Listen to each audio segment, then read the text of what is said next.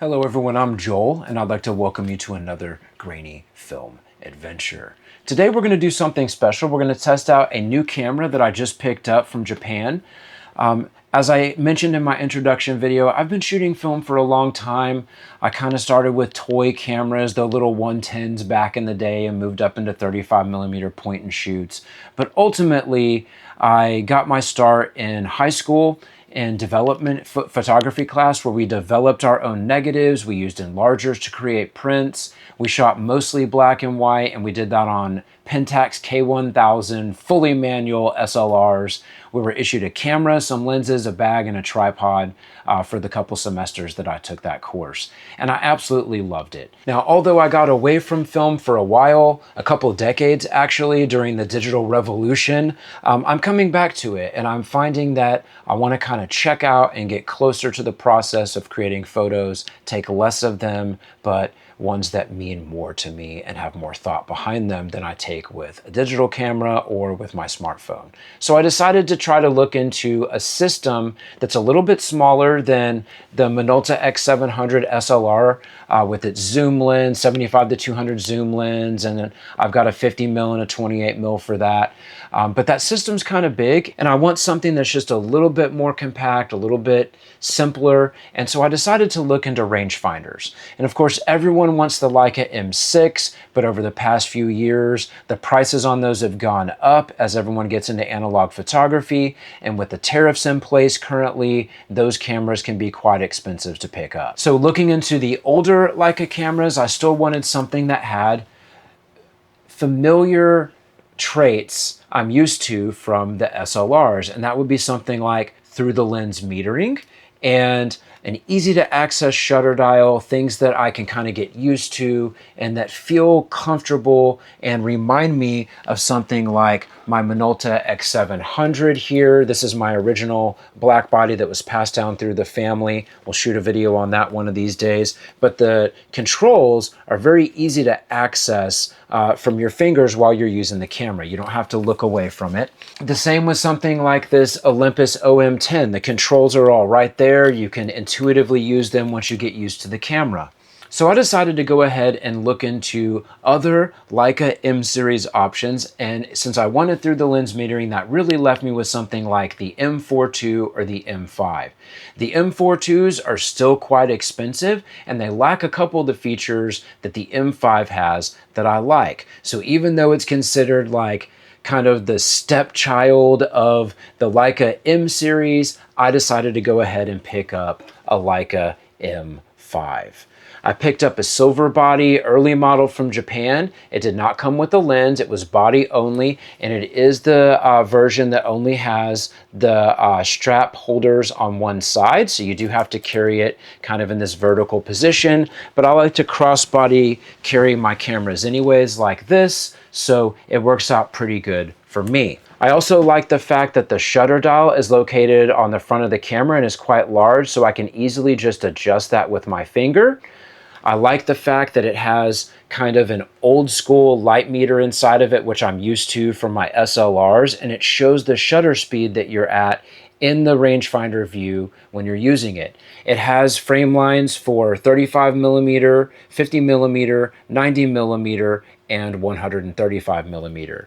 It has through the lens light metering with a little focus patch that it shows you in the middle of the frame in the rangefinder, and it's fully manual. It's set for the light meter, which does use a battery. Now this uses an older mercury cell battery. I was able to pick up a wine cell battery online, but I also picked up a little adapter kit that will adapt the PR44 hearing aid batteries, like those zinc hearing aid batteries, over to 1.35 volts, so I'll get proper metering through this camera without having to have the internals modified, the circuitry modified to work with modern batteries. Now ultimately I want to pick up a 35mm, a 50mm, and a 90mm lens to kind of round out my travel kit, and I got two of those lenses so far. I picked up the 35mm f2.5 color Scopar from Voigtlander. I picked this up used on eBay for about $350 from a seller here in the United States, so I didn't have to worry about any tariffs or import fees or shipping on that. It's in really good condition. It has 0 scratches. I couldn't even tell it was used. It goes from f2.5 all the way up to f22. It has like a 90-degree focus. It's just a really clean, beautiful little lens, and it was in great condition. So I was super pleased to get this. So after I picked up the used 35mm lens and got the camera, I decided I wanted to go ahead and pick up the 50mm lens too. So I picked up the Voigtlander 50mm Nocton Vintage line. It's an f1.5 aspherical lens. I went ahead and got the lens hood for it too, and of course it has the Voigtlander lens cap, so it fits on there. It's a multi-coated lens with 12 blades. This is a fantastic lens. I love the way it looks on the camera. The little focusing knob grip here I added. That's a stick-on grip. I wanted to have a similar grip to the 35mm where I can just kind of grab that focus ring with my finger to focus back and forth. This did not have that, to be more in line with the vintage looks of the old Leica lenses. So I went ahead and got this little stick-on one for a few dollars on Amazon, and I think I like it so far. It feels pretty good. It's pretty natural to use. All right, now even though I've had the camera for a few days, I haven't put any film through it yet. I've played with it, I've seen how the focus works, I've gotten used to the rangefinder system a little bit, at least in my head, but I haven't put a roll of film through it yet. So I thought what we would do is, why don't we take a little road trip to a state park here in Texas, bring the camera along with us, and shoot a roll of Kodak Gold 200 through it just to test it out. The goal is not going to be to get perfect compositions and fantastic photos. The goal is going to be to test this camera, test the lenses, make sure the shutter speeds all work properly, there's no shutter drag, make sure I don't have any light leaks in the camera, and just put it through its paces. And I thought it would be kind of fun to do that together. So we're going to head from Houston, where I live, to Bastrop State Park. We're gonna do it all in one day. It's a beautiful sunny day. It's spring, the wildflowers are out. We're just gonna stop along the way, take some pictures of wildflowers or fences or barns or whatever we see. We'll shoot some photos there at the park. Then we'll come back here, we'll scan those in, and we'll put them together in a video so that you guys can see how the camera functions. Let's hop in the car and head to Bastrop State Park. Hey, it's Editing Joel from the future, and just a really quick note before we jump into the road trip portion of the video. I process all of my negatives myself using Cinestill C41 color developing chemicals. I scan them in on a dedicated Plus Tech optic film negative scanner. I allow this scanner to automatically set the white balance and color correct out the film mask, and every once in a while, I will go in on an image that looks a little bit wonky, that the white balance is off, and I will manually select a black point, a white point, and a neutral point in that image to make sure the white balance is good. All of the images you're gonna see in the video were processed like that with no extra editing. Of course, they could look better if they were cropped, if they were color adjusted, if I went in and messed with things just a little bit. But for something like this video where we're taking a look at this camera and what it can do, I didn't wanna do any editing post-scan. So these are basically raw images like you would get back from a film lab. So let's hit the road. All right, so we were talking about all of the beautiful wildflowers here in Texas, and I thought this was a pretty good scene. So I stopped and got a couple shots here from a low perspective so that you can't see all of the equipment and buildings on the other side of this hill. But hopefully those pictures turn out good. I shot them at 1/1000th of a second because it is super bright out here today.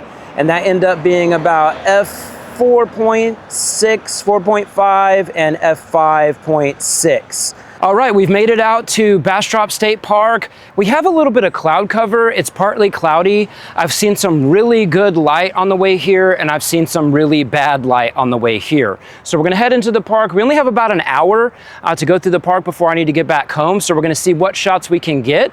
I took a couple shots of some wildflowers and an interesting shop across the street on the way here.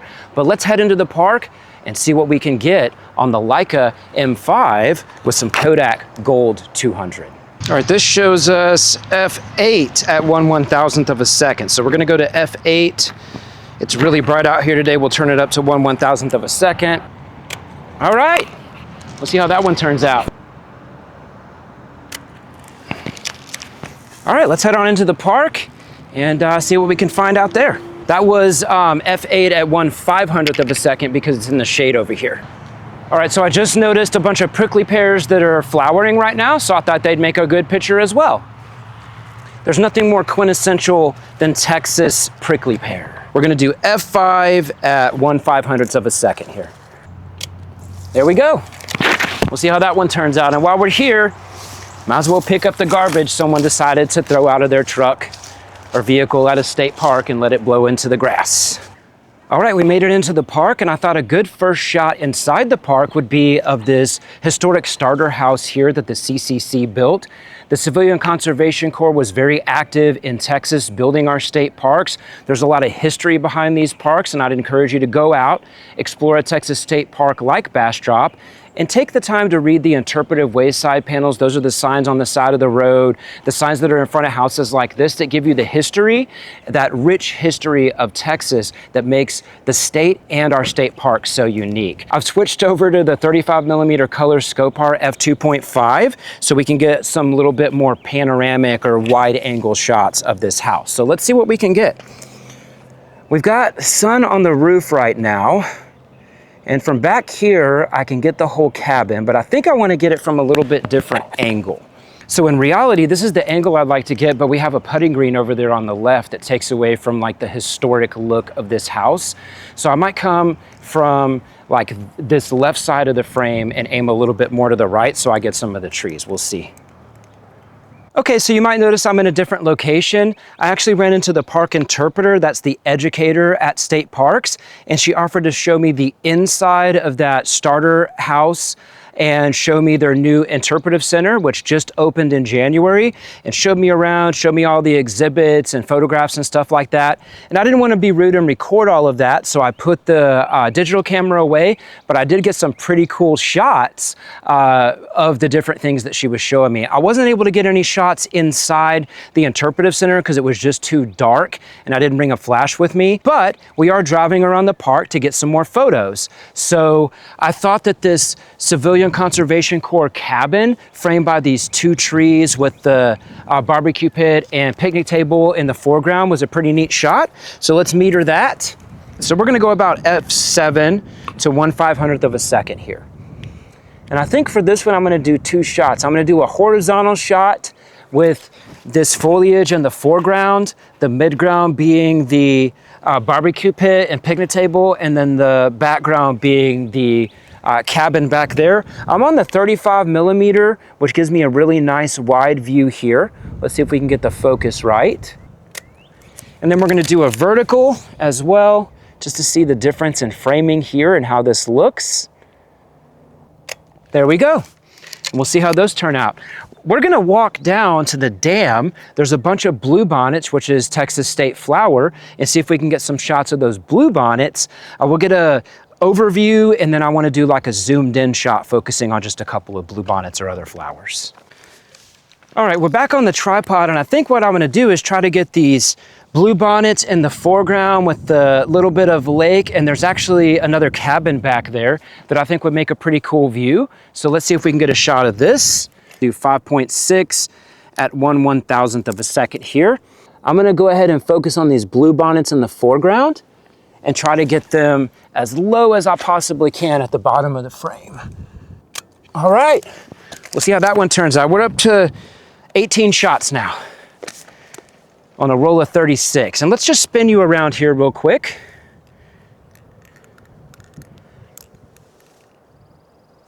All right, so I really like this view because we have the pond in the foreground, we have the cattails and some wildflowers, but we have this cool curving road that kind of guides your eyes to it. So we're gonna go to f9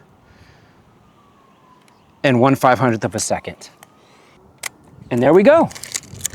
All right, let's get the tripod out of the road now. Let's meter that.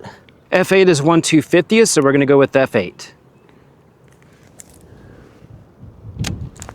And then we'll do another one of this purple flower here.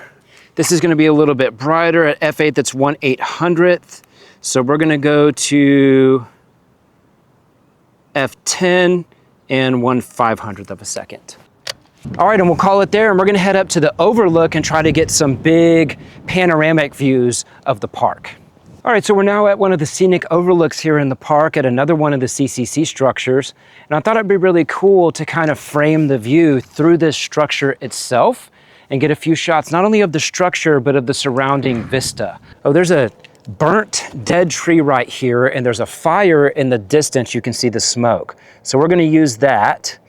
And I think what we'll do is go up to like f22 so that we can get as much in focus as we possibly can. And at f22, we're looking at 1/200th of a second. So we're actually gonna drop it to f20 or about f19 and a half or so on this camera, so we can go 1/250th of a second. And then let's take a look if we can get a view through one part of this building out to something neat. This is gonna be a lot darker shot. So 1/25th would be f9. So we're gonna drop it down to between 8 and 11, which is about f10. That's as close as we're gonna get. And I'm gonna set my focus out at the water tower and see if I can't get that water tower in focus.